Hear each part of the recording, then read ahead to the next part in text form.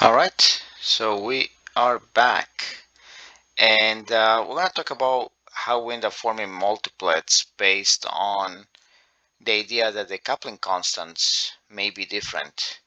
This is a situation that can arise when a hydrogen happens to be next to inequivalent neighboring hydrogens.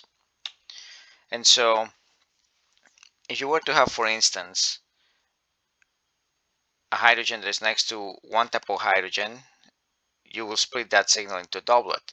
But then if you have another neighboring hydrogen which is inequivalent, and not only that, but that has a different coupling constant than the first, then you end up getting in cases like the one you see right here. So in the first case, we have a relatively, sizable coupling constant associated with the first proton, but the second one has a much smaller coupling constant. So even though you're splitting the signal into doublets, this is a doublet and that's a doublet, these two never see each other. They never meet in the middle because the splitting is not big enough. So you end up with a doublet of doublets as opposed to a triplet. All right, and when you look at the signals, you can determine which ones are the coupling constants. The JBC coupling constant is going to be simply the distance between the smallest values in one of the doublets. The biggest one is simply going to be either the left side of one doublet to the left side of the other doublet, or the right side of one doublet to the right side of the other doublet. And that's how you can figure out the coupling constants when you look at these things. All right, but in each case, there's only one way to make it happen. So all of the peaks will have the same magnitude. There will be 1 to 1 to 1 to 1 if you were to integrate it. Although typically we just integrate each doublet individually, as far as giving the integrations. If you do have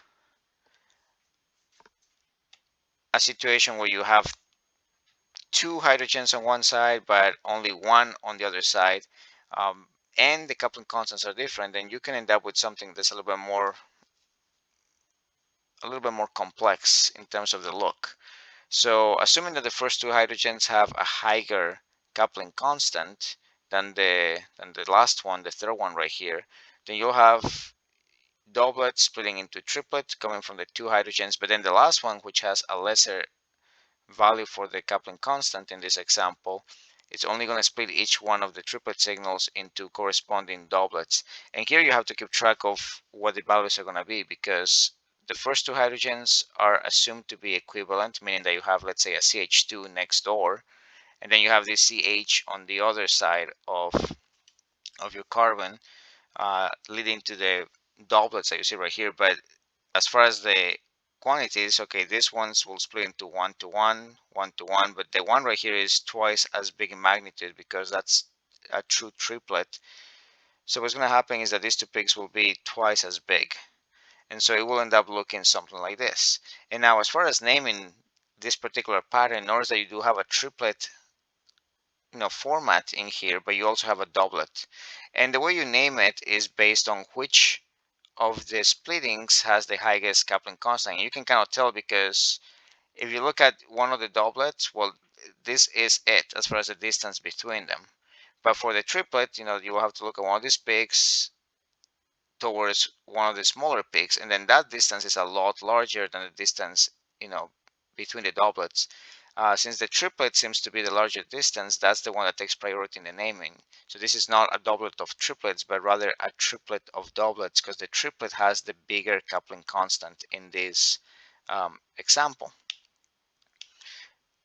And like I said, for all the ones that are 1 to 1 to 1 to 1, there's only one way of making it work out in terms of the spins of the protons. Now you have spin up, spin up, spin up, or spin down, spin up, spin up. Spin up, spin down, spin up, etc., etc., right? Except that this one has twice as many possibilities to get to this thing. In case you're curious about how these assignments with the arrows work out, I recommend you look back at, I think it's 2 videos before this one, where I do talk about, how the position of the arrows lines up with how you go about in the diagram. But just to give you a quick little rundown of it, like let's look at this one right here. Notice that you start at this peak and then you move farther to the left, which is lowering energy. And then you move one position farther to the left, which is lowering energy.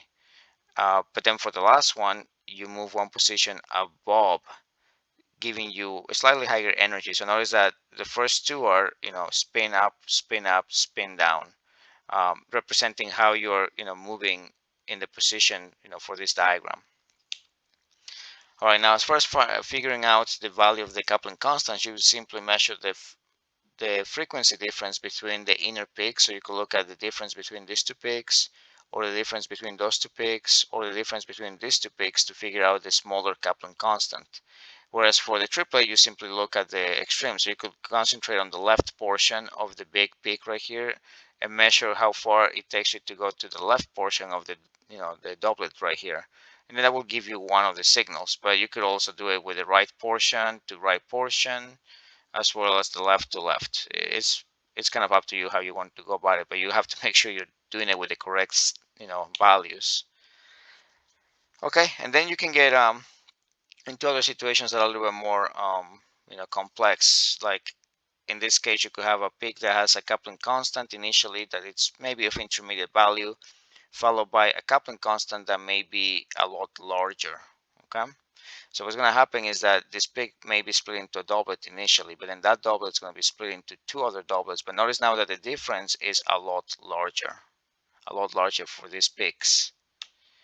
And if you add one more to this, setup, so you have two equivalent protons, and then the last one is a lot bigger, that you end up with something that looks like this. So let's go back to that one. So you have still a doublet of doublets, but this is kind of getting close to the region where these two signals are going to merge to give you the corresponding triplet.